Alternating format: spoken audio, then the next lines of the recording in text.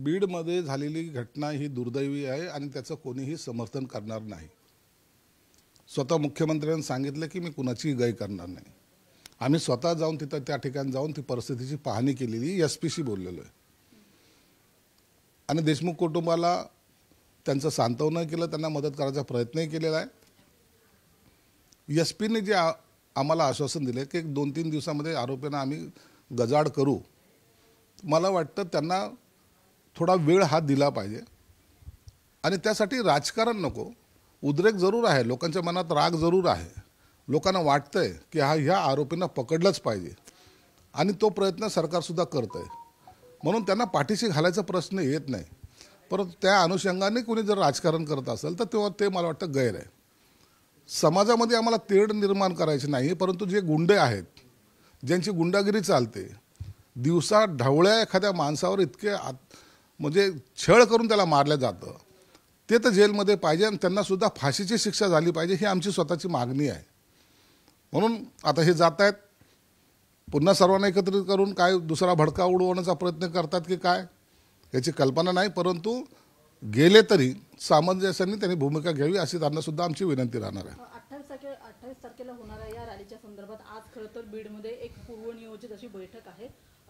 जितेंद्र आव्हाड यांच्यासोबत अनेक नेते तिकडे जाणार आहेत। नाही जा बैठक घ्या, जा तिथं सर्व ते परिस्थिती समजून घ्या, परंतु परिस्थिती चिघळू देऊ नका, सर्वांना एकत्रित करा। त्या घटनेचा कोणीही समर्थन करत नाही हे मी पहिल्यांदा सांगतोय, म्हणून आम्हाला सुद्धा त्याचा संताप आहे। एक चांगला सरपंच आम्ही गमावलेला आहे, म्हणून त्याच्या या सगळ्या ज्या काही दुःखद घटना त्या ठिकाणी घडलेल्या आहेत आणि असे अनेक प्रकार आहेत, मला सुद्धा अनेक प्रकार त्या ठिकाणी सांगण्यात आलेले आहेत।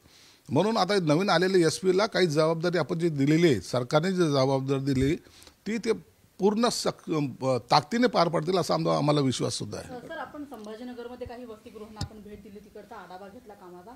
मुंबईत सुद्धा वरळी असेल, चेंबूर असेल, अशा ठिकाणी काही वसतिगृह आहेत जी कायमच तिथे विद्यार्थ्यांची तक्रार असते अनेक, तुम्ही त्या ठिकाणी सुद्धा पाहणी करणार आहात, भेट देणार आहात? हे बघा, उद्या मी पदभार स्वीकारतोय, सर्व अधिकाऱ्यांना बोलवलेलं आहे। यानंतर 28 तारखेला मी पुण्याला सर्व समाज कल्याणच्या अधिकाऱ्यांना बोलवतोय आणि सांगून नाही तर अचानक या सर्व वसतिगृहाला भेट द्यायची। काल ज्या वसतिगृहाला मी भेट दिली त्या अधिकाऱ्यांच्या नंतर ताबडतोब BNCचे सर्व अधिकारी गेलेत, मला प्रस्ताव रिवाईज करून पाहिजे आणि त्यांना उद्या मी मंत्रालयात बोलवलं आहे। त्यांना जे काही निधी पाहिजे उद्या तातडीने उपलब्ध करून त्याचं काम चालू होईल। त्याच प्रकारे असे अनेक वसतिगृह आहेत ज्या ठिकाणी खरंच विद्यार्थ्यांची गैरसोय होते, तिथं अत्यंत घाणेरडं वातावरण आहे, ते सगळं बदलण्याचा माझा प्रयत्न राहील आणि त्या ठिकाणी जो दोषी अधिकारी जर आढळला तर त्याच्यावर कारवाई निश्चित केली जाईल। जेवणाचा दर्जा खालवलेला आहे, जेवणाचा दर्जा काय, त्यांच्या राहायची व्यवस्था जर तुम्ही पाहिली, काल जे मी प्रकरण पाहिलं तिथं अवस्था जर पाहिली तर मनाला वेदना होत होत्या। मी उगाच चिडत नाही कधी, परंतु ते पाहिल्यानंतर तिथं कसे राहतात ते विद्यार्थी हा प्रश्न होता। म्हणून ह्या महाराष्ट्रातले सगळे वसतिगृह हे चांगले असले पाहिजे, म्हणजे चांगल्या अवस्थेमध्ये असले पाहिजे, हा माझा प्रयत्न आहे। नक्कीच मनोज जरांगे पण बीडला जातात, आता परभणीला पण भेट घेणार आहे, त्यामुळे कुठेतरी माणुसकीच्या दृष्टिकोनातून सर्वांनी जावं। मी जायला कुणाला विरोध करत नाही किंवा कुणी जाऊच नाही असं मी म्हणत नाही, जावं गेलं पाहिजे, परंतु त्याचा इतर राजकारणी लोक फायदा उचलू नयेत याची सुद्धा दक्षता त्यांनी घेतली पाहिजे। नवीन वर्षामध्ये मद्य परवाने मिळणार आहेत आणि अशी माहिती समोर येते, यावर संजय राऊतांनी टीका केली आहे। संजय राऊत म्हणतात की लाडक्या भावांना, लाडक्या बहिणींच्या नवऱ्यांना दारुडे करण्याचा हा सगळ्या सरकारचा कट आहे। अहो, यांनी जेव्हा सरकार होतं त्या टायमाला नाईट लाईफ सुरू करायचा प्रयत्न केला होता। आता 31ला काहीतरी 5 वाजेपर्यंत चालू राहणार तर त्याच्यावर आगडोम करता येते आणि यांची कल्पना काय होती तर रात्रभर हे सगळं चालू राहिलं पाहिजे। नाईट लाईफचा कुणाचा प्रोग्राम होता, कुणाची कल्पना होती, त्यांचीच कल्पना होती ना। म्हणजे युवा पिढीला सुद्धा त्यांना बर्बाद कसं करायचं हे यांचा पहिला प्रोग्राम होता। म्हणून आता यांनी टीका करणं सोडून द्यावं, जे चांगलं काम करतात त्यांना थोडं पाठिंबा द्यावा आणि जर याच्यात काही जर तुम्हाला सूचना करायच्या असेल तर निश्चित त्या सरकारला केल्या पाहिजेत।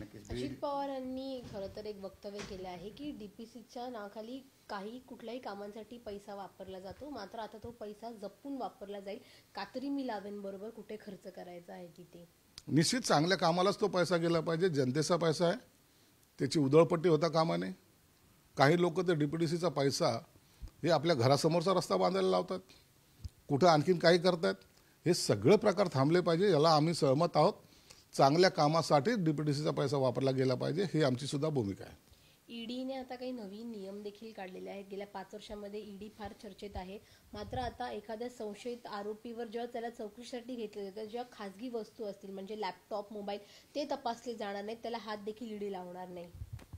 आता या यंत्रणेने काय निर्णय घ्यायचे ते घ्यावेत, परंतु जर एखादा दोषी नसेल तर त्याचा छळवाद होऊ नये ही त्यांच्याकडून अपेक्षा आहे.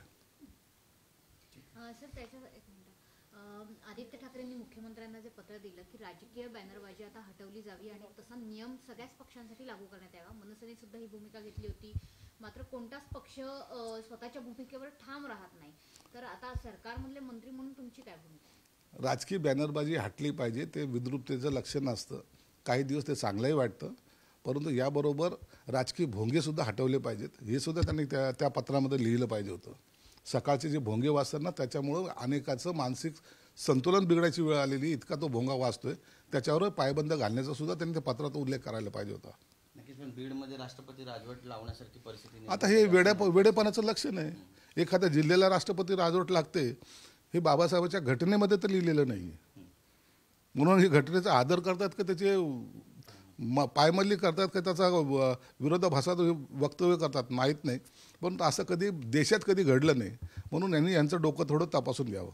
नक्कीच. दीपक केसरकरांचं एक वक्तव्य आहे आणि दीपक केसरकर म्हणतायत की मला मंत्रिपद मिळू नये यासाठी बऱ्याच लोकांनी प्रयत्न केले. त्यांचा रोख नेमका कुणाकडे, यावर त्यांनी काही भाष्य केलं नाही. नाही, आता दीपक केसरकरांचा थोडासा मंत्रिपद न मिळाल्यामुळं राग असू शकतो, परंतु कोणी त्यांच्या विरोधात प्रयत्न केले हे त्यांनाच माहिती आहे. परंतु ते साईबाबाचे भक्त आहेत, त्यांच्यावर अन्याय होणार नाही आणि साईबाबा त्यांना तारून नेईल एवढं मात्र निश्चित आहे. म्हणतात की माझं मंत्रिपद देवच देणार आहे आणि केंद्रात माझे चांगले संबंध. त्यांचं मंत्रिपद देव देणार, देवाच्या आशीर्वादामुळेच पहिलं मंत्रिपद मिळालं होतं आणि केंद्रात त्यांचे संबंध चांगले हे कोणी नाकारत नाही. एक अशी याला धरून आणखी एक चर्चा आहे रामटेक बंगल्याची सध्या. कारण जो या बंगल्यात जातो त्याची गच्छंती होते. छगन भुजबळ गेले, आता मंत्रिपद मिळू शकलं नाही. दीपक केसरकरांचं मंत्रिपद गेलं. आता बावनकुळे पण म्हणतात की तर बंगला नको अशी माहिती मिळते. तर बंगल्यामध्ये काही आहे का, असं काही रहस्य लपलंय? मला त्याची कल्पना नाही, परंतु असे गोष्टी आहेत आता कानावर जे आलेले आहेत ते योगायोग म्हणा का तिथं गेल्यानंतर घडल्यात म्हणा, परंतु असं त्या रामटेकबद्दल अनेक स्टोरीज हे आपल्याला ऐकायला मिळालेल्या आहेत. परंतु माझ्या माहितीप्रमाणे पंकजाताईने स्वतः तो बंगला डिमांड करून मागितला की त्या वडिलांचं तिथं वास्तव्य होतं, म्हणून कालच तो बदलही झालेला आहे. आणि रामटेकला मला वाटतं तर पंकजाताई जाणार आहेत आणि बावनकुळे त्यांच्या बंगल्यात जाणार आहे. परंतु बंगल्यामध्ये काही दोष नसावा असं माझं मत आहे. पाहूया पुढं भविष्यात काय घडते ते. पण जे कॅबिनेट मंत्री शिवसेनेचे त्यांना मात्र बंगले नाही आहेत, त्यांना फ्लॅटमध्ये त्यांची बोळवण केली असं वाटतं का? म्हणजे त्या बंगल्यांची भीती वाटली म्हणून मग फ्लॅट बरे असं काही आहे का? न तसं काही असेल तर मला द्या, मी जाऊन राहतो. रामटेकला राहतो काय, तुम्ही म्हणाल त्या बंगल्यात राहतो. भाऊ मला त्याची भीती वाटत नाही. काही सरकारची ॲडजस्टमेंट असते, त्या ॲडजस्टमेंटनुसार हे बंगले वाटप केले जातात. म्हणून त्यात एवढं काही वाईट वाटण्यासारखं नाही. एक मंत्रिपद मागताना आम्ही आग्रह करायचा, त्यांच्या मागं त्यांना सांगायचं मला पाहिजे मंत्रिपद, आणि मंत्रिपद मिळालं तर बंगला चांगला पाहिजे, बंगला चांगला मिळाला का मग गाडी चांगली पाहिजे, गाडी चांगली मिळाल्यानंतर आता PA जे आहेत तेच मिळतील, त्यांना काही बदलता येणार नाही. म्हणून असे सर्व ॲडजस्टमेंट करावी लागते, परंतु असं इतकं बी हट्ट धरणं योग्य नाही. देश विदेशातील प्रत्येक घडामोडींचे लाईव्ह अपडेट मिळवण्यासाठी आता साम टीव्हीच्या सर्व सोशल मीडिया प्लॅटफॉर्मला लाईक, फॉलो आणि सबस्क्राईब करा. तसंच सर्व नोटिफिकेशनसाठी बेल आयकॉन प्रेस करायला विसरू नका.